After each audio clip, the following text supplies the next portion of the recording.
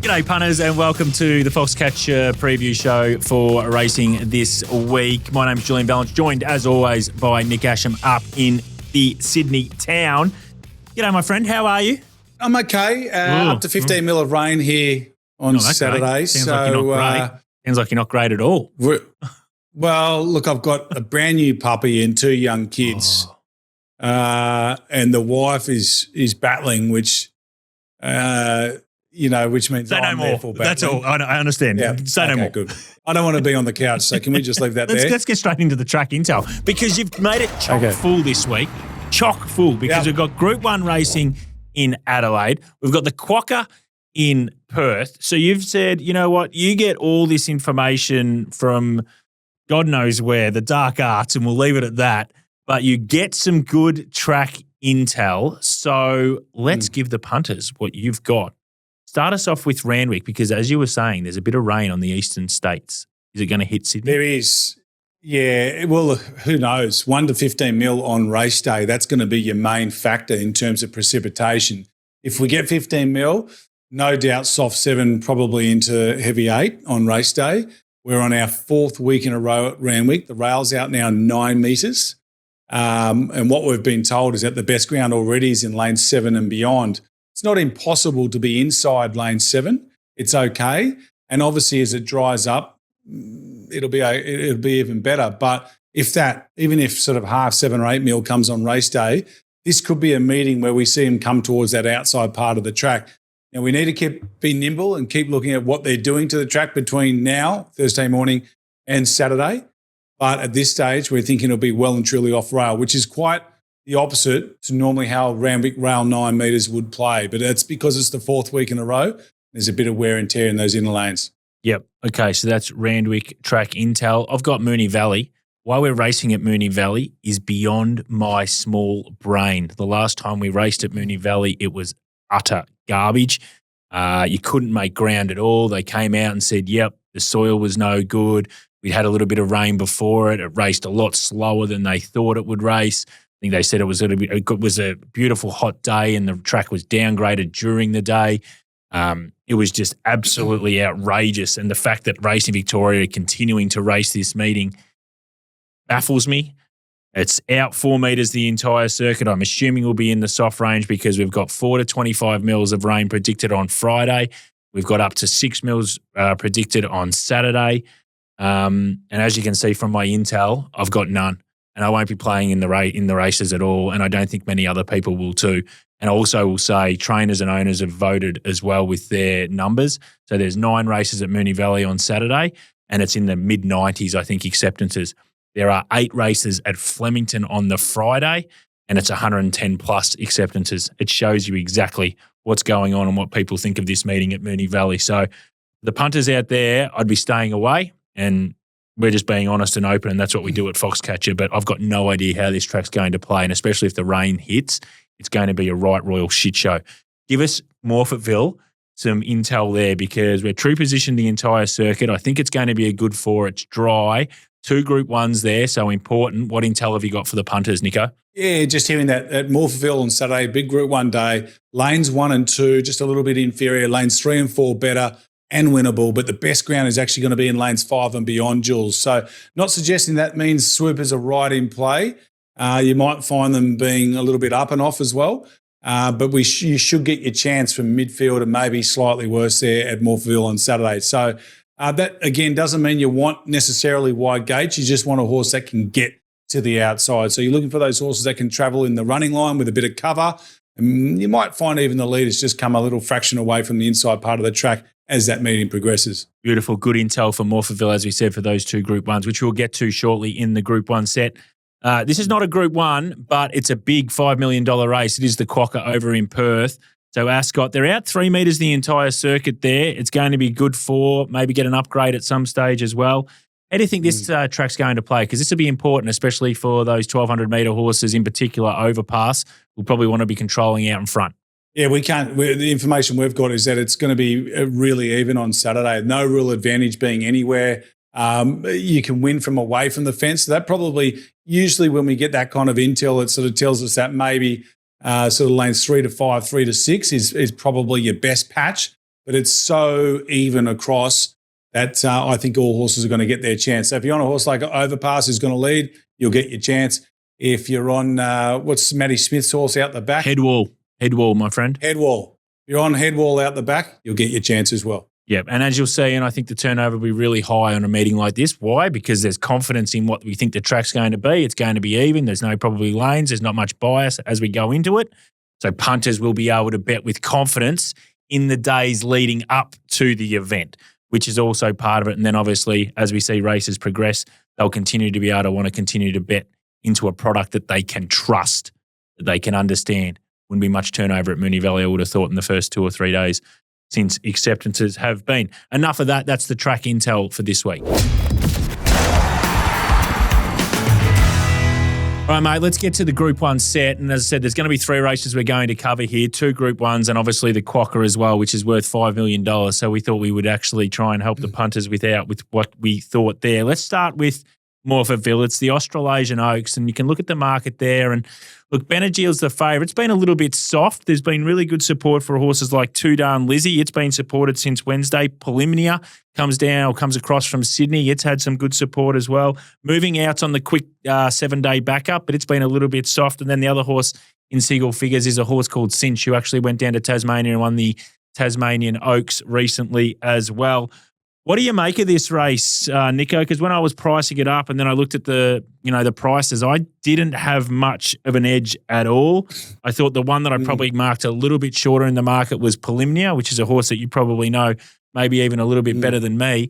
Benadryl, I think, was really good behind Treasure the Moment in the Vinery. That was a really good performance. It stays at 2,000 metres. It's probably the horse that's got some upside. It was only second up there, so you'd think it's probably been its target all the way through. I always find this this Australasian Oaks is a race where you've got some who have maybe tried to play into the New South Wales Australian Oaks sort of space, and they might be over the top. And there's some Victorian horses that are having a throw at the stumps because they might not be good enough. And then there's a horse like Benadryl who's still probably on the rise this prep. How do you see this race evolving? Just on Benadryl, I think you'll find she's third up. She resumed in the Ascot Stakes. Sorry, she was second up in the Vinery and she's third up here. I've got a third up in the Vinery. Okay, yeah, we might be right. So fourth up. Yep, very good. Yeah, fourth up on Saturday. I hope so anyway. Yeah. Look, the pace of this race, obviously, first of all, Two Dun Lizzie probably goes to the front. Yeah. I think Phenom, the stablemate, will be handy. Sweltering won't be far away.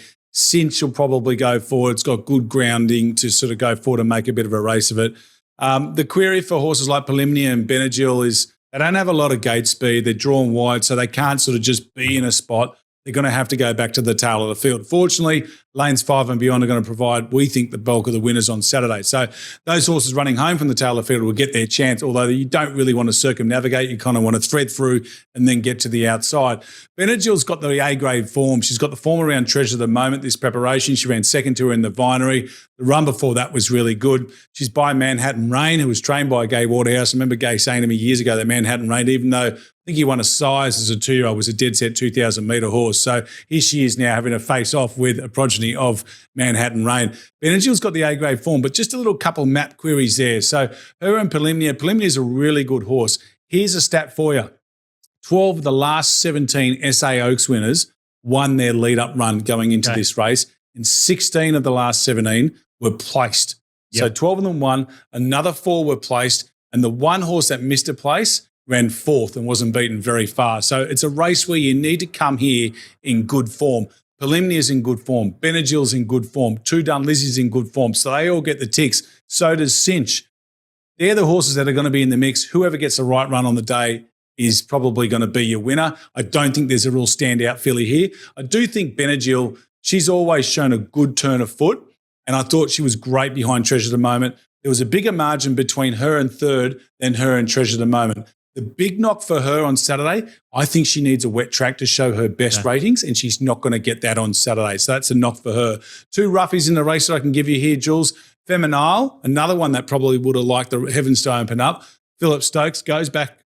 Doesn't go back across the border. He took her across the border last time out, but she was good. Now, she didn't run in the placings, as we just said, historically. But if you go and watch that replay of the Auraria Stakes, she was only second up there at 1,800 metres. She had no chance of winning from where she was, and she was still very good. She ran in the Ethereal during the spring in Melbourne. She was third there behind Too Darn Discreet, who ran decent figures that day. And then she was unplaced over the 2,500 metres in the Oaks behind Treasure at the moment. She's a good horse, and I think she maps nicely as well. The other roughie in the race that I didn't mind at a bit of a price was Cavity Bay. You're getting $61 about this filly. She's fourth up, so she gets here with that extra run under the belt than some of her rivals. I thought her run in the Auraria Stakes was pretty good as well. She travelled wide with a bit of cover. She copped interference at the top of the straight. I thought she finished off pretty well. They went up in distance. She went last preparation, Jules. You remember the Gold Rush Guru race from Adelaide, the Hill Smith Stakes? Yeah, it went enormous that race. Rated really well. Yeah, went enormous. Yeah. And I know you. I watched you and maybe, so I don't know who it was, maybe it might have been JJ. Talking about this race going. There we go. Sorry, can't talk. Okay. Talking about this horse, talking about Gold Rush Guru going into the Vic Derby. Everyone gave Gold Rush Guru a big chance in Darrow because the Hill Smith Stakes rated so well. He came out and won that race. The horse that was second to him in the Hill Smith was this horse. And she's $61. Okay. It's Cavity Bay. What they did after the Hill Smith Stakes is they went back to a mile. They thought that she didn't run out the trip, but it was a fast run, 1,800-metre race. And she just wasn't quite ready for that at that stage of her career. They came back in trip. She was good over 1,600 metres. And they said, let's go back again to 1,400. Didn't work out for her. This preparation, they've set her for the Oaks. She went okay first up over 1,200 metres behind Winner's Edge. The day you tipped Winner's Edge, tipped us into it, and we won a stack of money. Then she ran second up over 1,600 metres. She went from 12 to 1,600. Yuck. I hate that. And was only 5 lengths off Athanatos, who's a bloody good horse and probably going to be an SA Derby chance if they go that way. Then she whips across the border, goes to 1,800 metres in the Auraria Stakes, was 3 wide, no cover from about the 600 or 700 metre mark and stuck on well, beaten 2.5 lengths. She's the best roughie I can give you all day in Australia at $61. That is one hell of a push, and actually it's quite compelling as well. So that's the Australasian Oaks. As I say, Nick has pushed you into one in particular, but also another roughie as well. So that's our theory on that race. Second Group 1 in Adelaide is the Sangster Stakes for the fillies and mares. And look, if you thought the Australasian Oaks was open from a market perspective, this is actually even more open. You got Climbing Star, your favourite, at $6. You got the Sydney Mare Commemorative there. It doesn't end there. You got Stretton Angel. You've got Asphora, who was pretty good first up to be able to win that race. Yes, they went really slow. She sat on the speed and was too fast for them. This is a deep, deep race. I've priced this race $8.50 the field, so that's how tricky it is. Look, the main lead-up was the race that Asphora won, Nico, and they went really slow, and she was just on the speed, and horses like Climbing Star were out the back and just, look, they finished off, ran through the line really well, but just had no hope to be able to beat a horse like Asphora with its ability for how that race was run. Is there going to be a little bit more speed in this race to give these other horses a chance? I don't know if there is, Jules. I mean, Dakota Lee goes forward. This is this really interesting horse down from Alice Springs. She goes forward in her races. She's 100-1. I don't. It's hard to line up that form, but I don't think it'll be good enough for this Group 1 race. Asphora probably goes forward and sits outside lead. The best spot for Asphora is outside lead because she controls the tempo there. If she goes to the front, smart jockeys will come across and pressure her. So you want to sit outside the lead. Anything else that wants to put the pressure on you then has to sit 3 wide facing the breeze. So that's the smart ride there for Matty Aiken to go and sit outside the lead. If he does that, he has the potential just to pinch a cheap sectional, and that gives us for a chance. She's none from 3 over 1,200 metres, and I do think she probably will struggle on Saturday. I couldn't believe she was $4 in early markets at the top of the week. But then you look at her opposition, Commemorative. Well, she's got no real gate speed. She actually has a habit of missing the start. She's one of mine. She's a big mare and she's suited by a wide gate, but she's going to have to go back to the tail of the field. And that probably diminishes her chances to some degree. Climbing Star's not really noted as a gate speed horse either. Even though she's drawn better and can probably settle midfield on a slowish tempo, she's still going to concede a start. So it's a tricky race to dissect. I think the softer tempo suits Stretton Angel. I think she's better at 1,100 metres than 1,200. And I think she gets that nice big draw. She's got nothing wrong with her form. She's been taking on the boys all preparation. She wasn't suited in the William Reid. She was 4th, 3rd in that race was Jimmy Starr. That form looks pretty good for a race like this, doesn't it? Yeah. And then I think probably the other one to consider here that I've had something on is Amina. She's a really interesting runner there. She hasn't put a rating or a number down yet, as you would say, to say that she's a chance in a race like this. But I want to make the point that she's 2 from 2 first up. She belted them at Bendigo on debut, 4 lengths by 3 3/4, I think it was. Good late splits, good overall time. Needed to be if you're going to come towards, we're talking about it in a Group 1 context. First up, last preparation, she wins the Group 2 Silver Shadow. She beats Moonee, and I think another, I can't remember the other horse's name. It was very good performance there as well. Slow tempo, fast late. Well, the race pace was okay, but she was a mile off it. I think Friedman's given her 3 jump outs, trials, call them whatever you want, ahead of her return here. Clearly, this is a plan to come here and win this first up. And all I can say to you is you've got to respect that stable. Jamie Mellum in the saddle, Anthony and Sam Friedman train, a horse that's unbeaten first up, 3-year-old filly down in the rates, can probably just sit a little bit closer than some of her main rivals in this race. I think she's the one you've got to play a little bit early. And then if there's market support, go again. She's $19, $18, $19 now. She's the kind of horse that could start $11 or $12 and be a genuine $5 or $6 chance.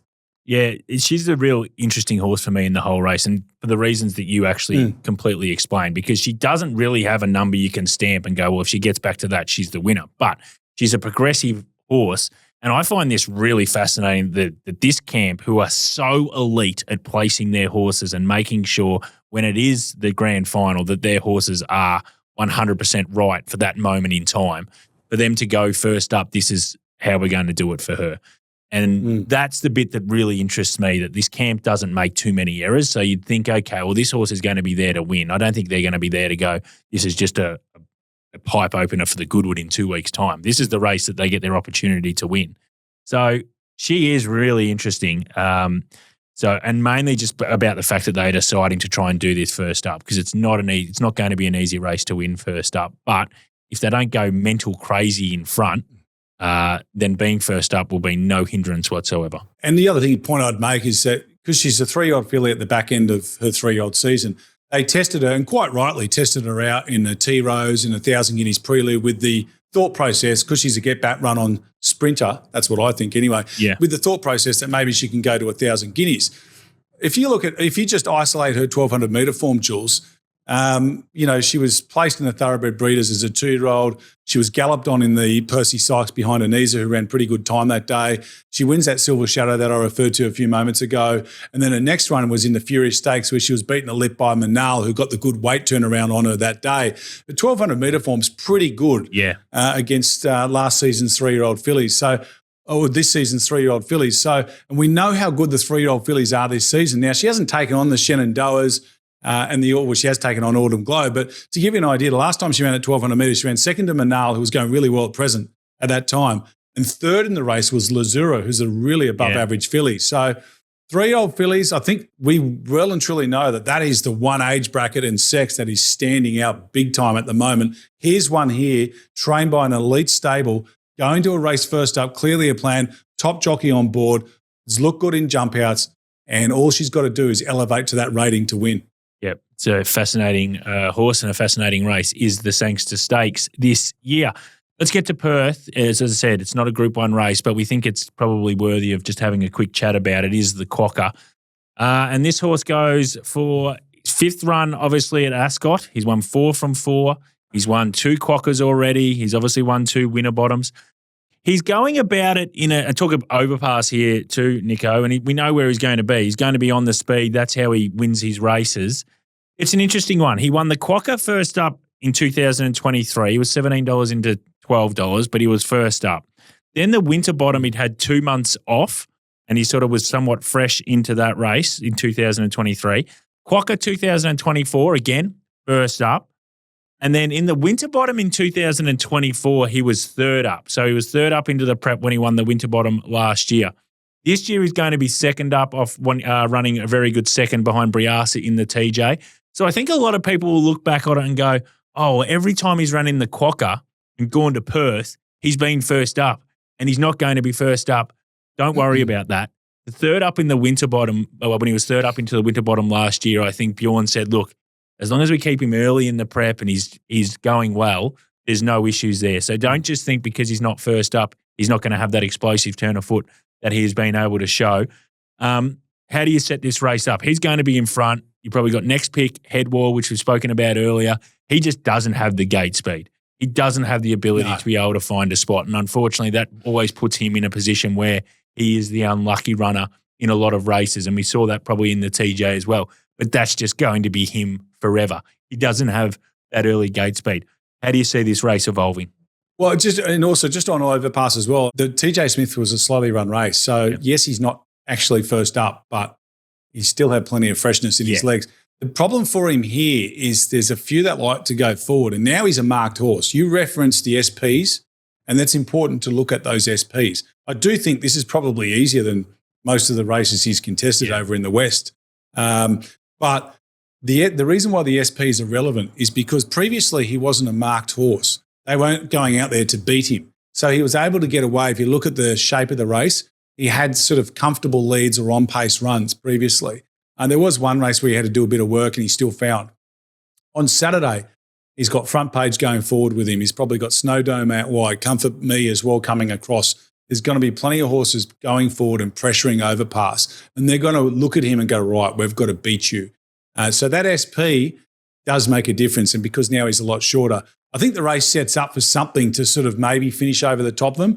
Headwall is going to need luck at the right time to get there. I couldn't really take $6 about him. He's good enough to win and he's good enough to be $6, but I'd need to know that he's going to get a run in the straight to take that $6. Western Empire's an interesting run. I remember back in Sectional Stars days, you and me were looking at this horse back then. Here he is in sprint races. We were talking about him. I think he won a Derby, didn't he, as a 3-year-old? Or he won some distance races. Yeah, and now he's in a Quokka. But here's the thing: first up, last preparation, best last 200 metres, I think of the day. First up, the prep before that, best last 400 metres of the day. So he has the ability to sprint fresh. Now, he's going to be a horse that's probably going to be midfield. He might be thereabouts. I'd say market watch on him. He's around 8.50 now. If he trims up, I could easily have something on him.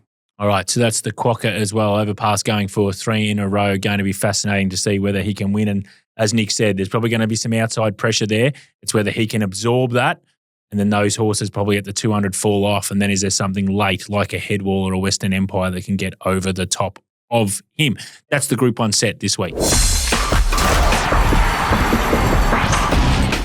Righto, Nico. Let's get to your New South Wales set. You're playing at Randwick, and I've seen that you're having a play here. You're having a crack. You'd like a few horses, so this is going to be fun. Yeah, look, I like a few, but that said, I won't be smashing them in early betting just because there's a little bit to play out with the weather and how the track's going to play. But race 1, number 1, Beskar for the Freedman camp. Look, he didn't get the best run in the home straight last time out in the Kindergarten Stakes. It's usually a pretty good form reference. I think North England goes okay. I'm not completely sold on the 2-year-old sprinters this year, as you know, but it does look the right form line. For the first time we get to see this colt second up at the races. He's only had 2 runs in his career either side of a break. J-Mac in the saddle. That's going to be a plus. Don't get me wrong, Benny Mellon's a very good jockey. He rode him last time out, but he's going to be thereabouts, and I think he's one to definitely have something on in race 1. Race 3, this is a really interesting one. This is probably my best play, is Caribbean King each way. He's had that little break in between runs, but he's really good on the fresh side for Matty Dunn. Matty Dunn's won more highway handicaps than any trainer in New South Wales, and he's done it because he knows how to place them. He hasn't raced his horse since the start of March, where he was beaten 2 lengths over 1,000 metres here at Randwick by Spec. He never got a clear crack at him. Go and have a look at a replay of the race. I think on Saturday from barrier 15, he should get a clear crack at him. If the intel is correct and the rain arrives, and we're in that soft zone come rain 3, they're probably going to be winning way off the inside part of the track. And the 1,000-metre start at Randwick, it doesn't matter if you're wide because it's just a half turn. It's a bit like Caulfield coming into the home straight. So for mine, he looks a really good each-way play. Then we move on to race 4. I don't know if this horse is going to be running there. He might be coming out. He's accepted for 2 races. It's smashing time. I think he's better suited at 1,000 metres.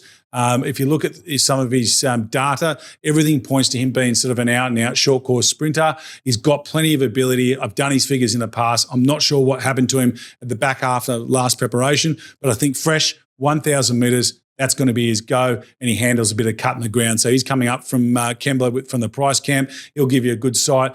Go forward then to race 8, and this is a horse that's really good on a rain-affected track that ran the best figures he's produced first up from a spell. My speaker, Green Fly, another one for Anthony and Sam Freedman. First up at Rose Hill last time out, he smashed standard time there in that benchmark 88. He was held up. He switched to the outside, switched across heels, and really ate up the ground late. There was a good margin back to third. They backed Cool Jakey at his run last weekend. Off this, they absolutely smashed him in betting. So I'm saying to you that the pros obviously love that benchmark 88 from Rose Hill on the 1st of April. And I reckon that this will be heavily backed. He's $5.50 in early betting.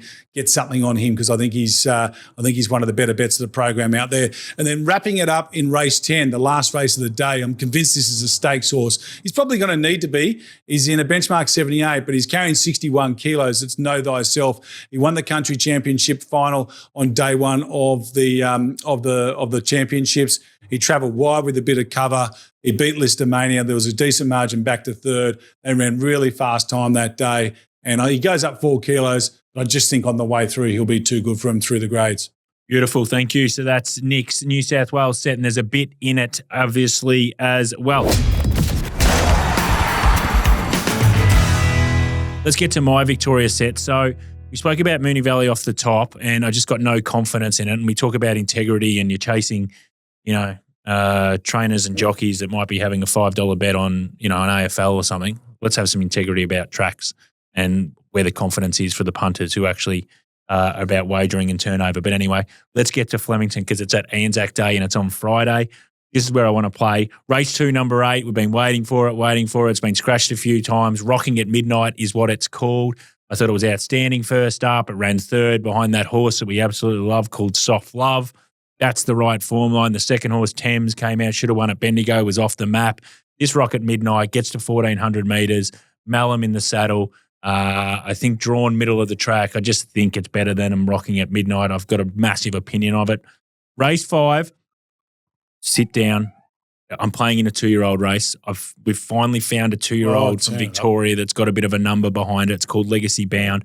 It just won a 1,200 metre maiden at Ballarat, but it smashed the clock. It's as high as I've got it going, 8.5, 9, above my sort of standard. So good draw here. It's also in Adelaide. So it might go to Adelaide over 1,200 metres, but 1,400 metres here. Again, just be mindful it could be a wet track here at Flemington, but Legacy Bound's a horse that we can follow with lots of confidence. And in race 8, there's no spoil on the price. It's about bang on what I've marked it. Race 8, number 5, King Zephyr. He's just a horse that continues to win. We had a couple of people come through and ask some questions through Instagram and say, what would you do with King Zephyr? Would you go to the highest grade? And we spoke about it at the time. And I answered and said, this horse can just continue to work its way through the grades. It can just continue to go benchmark. Rainbeg's doing a great job with it. This is how he does his horses. Get the picket fence. It's like what Mr. Brightside did early in its career. You can win 7 in a row before you even worry about going to a black type race. That's what they can do with King Zephyr. Great turn of foot, big horse. Flemington will suit. I think it just monsters them, King Zephyr. And I've got in there a Moonee Valley selection. So if the track early doors is playing okay, which who knows, again, no confidence whatsoever. Race 3, number 8, Happy Link, second up, brings a really good profile, and I think it'll be really hard to beat. Probably sits on speed, which you might need to be. Who knows, because out wide, obviously, last time at Moonee Valley was disgraceful. So that's my set for Victoria this week. Snaps or don't snaps, Nico. So just you here, because obviously I'm not playing in Moonee Valley at all. So you've got one for us, whether we should just keep the money in our pockets and then bet late because you think you'll get a better price, or go now because you think that price will be snapped up. I think we're in race 5. Yeah, Randwick. So I've got a bit to do with Proven Thoroughbreds. Obviously one of my clients, and this horse, Flying Bandit, I really like him. He's a progressive horse. I think the target for him might be a Wagga Cup if they can get him there in time and get him into the race. He needs to win this to probably get into the Wagga Cup. If not, they might set their sights somewhere else. He's very progressive and he's good. But when I did the figures for them from his Hawkesbury win, he was very strong late. So that works in his favour, might keep his price down. But the overall time was pretty average. And I thought the rest of the horses in that race didn't really do much. So State of America has beaten him before. Comes out of a higher rating race. Some of these horses, I think, just come out of higher rating races. And I think they've priced Flying Bandit at that 3-3-10 mark based on the upside, based on the sexiness of his last win where he came from last to first. But I just wonder if that price will hold up. I think you might get sort of upwards of 350 on Saturday. So sit and wait for him. Okay, so that's good intel that he's probably going to get a better price about Flying Bandit, which is important for the listeners of this show because a man's going to come onto this show very, very soon called Daisy Thomas, and I think Flying Bandit might be Daisy's declaration. So maybe taking Nick's advice is that we're going to get a better price about Flying Bandit. Pin the tail. So our predicted price of certain horses, the big talking horses that are running around throughout the country. Last week, mate, was Briasa in the all-age stakes. You got me. So you went with $4.25. I went with a little bit bigger, $4.80. And I think at the time we were doing the show, it was around $3.10, $3.20. And we both said, look, if you like Briasa, at some stage in betting, you're going to get a better price than that $3.10, $3.20 that was on offer, when we did the show Thursday. We were right. The SP ended up being with PointsBet $3.90. But as how this game works, you were closer, my friend. So it's 5-4 overall. You're serving for the set. We're going to Perth. We're going with Overpass. And it's a really interesting one because I sort of went through the SPs before. So the 4 wins in Perth are really interesting. So $17 into $12 the first time Perth ever saw him. He was first up. Then in the Winterbottom, he was actually $2.50 out to $3. Then the second time he won the Quokka, he was $6, $5 out to $6. And then the last win in the Winterbottom, when they'd seen him and knew what he could do and he was third up and all that kind of stuff, he still was a drifter, $2.70 out to $3.20. So for whatever reason, the market's always continually wanted to take Overpass on. He's sort of in that $1.90, $1.95 mark. I've marked him $2.50 on Saturday. I think he's going to drift. I don't think he's going to be a substantial drifter, depending on how the track plays. If the track obviously insides off, which we're not predicting at all, but for some bizarre reason or the wind kicks up and it's hard to lead, then yes, no doubt, I think the market will want to take him on because overall the market will take him on to some level. I'm $2.50. You're a little bit bigger. Yeah, I went, what did I go, 275 with him, which is a pretty ballsy call. I've given you a chance to get back on even terms here, Julesy. Look, he's got $10 million in the bank. He's the best horse, the most accomplished horse in the race by far.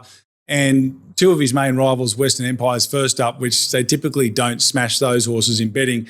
And the other one's Headwall, who's going to get a mile back. So I might have got this one wrong, but I just think the presence of Front Page and a couple other horses might just have these pros a bit cautious about absolutely hammering him. I don't think he's going to get his own way in front, and he may not even lead. So, and if he does lead, he might have to use a lot of gas to get there. So I'm going to take him on. I'm going to mark him 275 and we'll see what happens. Beautiful. So that's the pin the tail this week. It will be Overpass, who's a fascinating horse, as we've said. The market's continually tried to take him on in these 4 runs in Perth, but he's defied them and won all 4. G'day, punters. Well, favourite time of the show. It is Daisy's segment. Even better, too, with Daisy's declaration. He's actually in studio with me. So he's actually invested in it this week. He's obviously not on a golfing junket as you. Yes, mate. Correct. Absolutely, yeah. That fills your pockets. Now, mate, we've got to start with last week you tipped us in from wherever you were hitting the stick around with the ball, the Flying Bandit. Now, it got scratched. But credit to you as an individual and as a human being. You said, no, it got scratched, but I'm going to actually continue to want to provide something for the people. And you gave us Sandown, race 3 on Monday, Figlio D'argento. And as we can watch the race right now, you talk us through it, my friend. Well, it didn't exactly go as to how I thought watching the replays and from the note that I had pop up, but this was sit and stare. Got to the front. It was all over. Yeah. Craig Williams with a nice ride. And as the other horses started to peel and he just asked for more, just continued to find the line. And at $11, this is the key. $11.50, it was a pretty easy You're odds. finding double figures, Daisy declarations. I mean, the statue is being built, my friend. And Figlio D'argento. That's him. Figlio. He will be on your tombstone, my friend, which hopefully is a long time away. Had to go to the in-laws to get the correct pronunciation. Good. Now, what are we doing this week? Well, the Bandit's back. You're going back to the well. So I was happy to play last week, and it was a bit of a bigger price, 2,000 metres. We get less of a price this week, $3.20 currently with PointsBet, but the 1,800, which I think is probably a plus. Good. The 2,000 was going to be a bit of a question mark. And as we sort of touched on, 14 to 18 to 2,000 seemed the right move. But now come back to stay at the 1800. Finished off last prep with a win at the 1800, which was pretty solid enough. Yep. And that was at Randwick. Last start winner at Hawkesbury. So that's from 8th in the run at Hawkesbury over the 1800 and was 4th in the run at. So we've got some flexibility. That's what we're going with here. Look, barrier 1, it just adds up to winning, I think. Distance, 3 goes, 2 wins and a place. Yep. I think he's a horse you want to be on. And at the $3.20 mark, that's definitely a declaration. Randwick, race 5, horse number 7, Flying Bandit, $3.20 with the punters at PointsBet, and we'll be saying pay the people. Pay the people, indeed. You are flying. Hey, have you got a tip for us in the footy, just off Broadway a little bit? Anything you like over the weekend? Big game. Obviously, you've played in these games a lot. The nerves would be flowing for a lot of these players. Anything that you want to push the punters into from a footy perspective, my friend? Yep, I'm happy to take the Gold Coast Suns head-to-head against Sydney up there at People's First Stadium. Like it. And the line in the Geelong-Carlton game goes up at 12.5. Yep. I reckon Geelong are going to cover that every day of the week. They'll monster 'em? I think there'll be 4 to 5 goals as a minimum. So I'm happy to play in both of those and have. I love the Suns one. We were off Sydney probably from about round 3. We thought they wouldn't make the 8. Yep. We're really confident in that. We took the price. They're now $1.52 to miss the 8. We think Sydney put a line through them. They're cast. Yep, I agree. Hey, and I've got one more for you. I didn't want to just be lazy and roll out the stats for the Flying Bandit. And I need a little bit of your help with this one. So Legacy Bound goes to Flemington tomorrow or over to Morphettville on Saturday. Yeah. This is the question. This is the question, and this is your area. Yeah, correct. So this is a 2-year-old that won outstandingly on debut at Ballarat. Yep. Went to the front, looks a big horse, still plenty to learn, but it ran an enormous number. 3.8 length win. Yeah, it'll be in my set as well at Flemington, but it is in Adelaide, and if it was mine, I'd go to Adelaide. And the reasons being it's a Group 3 race, listed race here, black type, neither here nor there, I suppose. Not as much prize money in Adelaide, but you're going to be on a dry deck. And you're at 1,200 metres. Yep. We could be on a really wet deck here up to 25 mils at Flemington. You just don't know. Now, the camp might know better than me if it goes through the wet. I'd take it to Adelaide, but I'm not 100% sure. They've booked Mark Zara in Adelaide as well, which is usually a great pointer. Yep. Jai McNeil, I think, to ride here in Melbourne. McNeil rode on debut with the win. So there's wherever so you he knows the horse, so that's a positive. 1,400 here, 1,200 I don't there. think it's a knock. I just think this is as good a 2-year-old as we've just about seen, which makes no sense out of a maiden at Ballarat. And you've got the Slipper and the Diamond already been run. But I just think this is behind the 8 ball, missed all those races. It's going to be a really nice horse, this one. We want to be with it wherever it goes. So for the punters out there, probably just keep your eyes peeled, if it's scratched from tomorrow Flemington, you know it's going to Adelaide. And obviously if it's in at Flemington, it's going to run before Adelaide. I want to be with it wherever it goes. If it was mine, I'd go to Adelaide. Yeah, well, I'm exactly with you. I'm not sure where it goes, and I don't really mind. I'll happily be playing. If it does run here, Maldini, which was second to it on debut, has come out and since won. Yep. That's in the same field again, and that's about $13. Yep. They run the 3.8 lengths behind it. So this, I think, is going to be a really nice horse going forward and one to follow throughout the winter. Whether they have to place it on the tracks, probably a night if they do go to Flemington with the wetter track. If you're happy to follow throughout the winter or whether they tip it out for spring. Either way, it is going to be legacy bound, whether it's at Morphettville or Flemington. That one will be winning. That is a declaration. And we will be saying, pay the people. And we're getting the hats soon, I promise. Have to. Mate, all I'm getting asked from the people is when are we getting hats to be paying the people with? Oh, mate. Thank you to all the punters that followed me in on Monday as well. Oh, yeah. The response was incredible. Yes, I've got no doubt. You'll be mobbed. You'll be mobbed at the MCG tomorrow for a variety of reasons, but mainly because you continue to pay the people. Thanks, Daisy. We'll see you next week. Can't wait, mate. Let's get to the plays of the day. We're just about done here, Nico. I'll start us off because I'm early in the day. Well, I'm actually even a day before because I'm actually on Friday because I'm playing at Flemington because I don't know if you mentioned or not, but Moonee Valley, I have no trust in that whatsoever. And we at Foxcatcher I did pick that up, and confidence to actually have a bet. And that's what we do here to try and tell our punters that that's what we're doing. So we try and do as we say. Race 2, number 8 at Flemington. The horse is called Rocking at Midnight. Really good first up.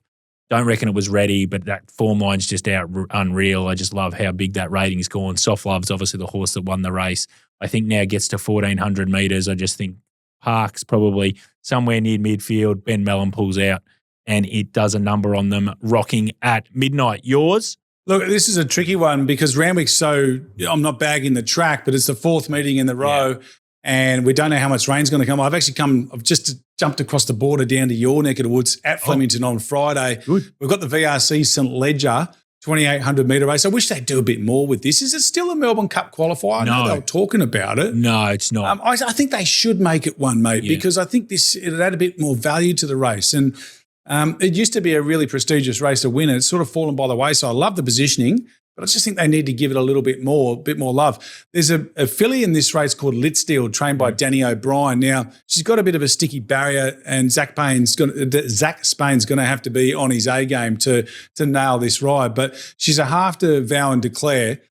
She's got stamina on stamina on stamina. Every time I do a sectionals dive on her after each run, it just screams out stamina.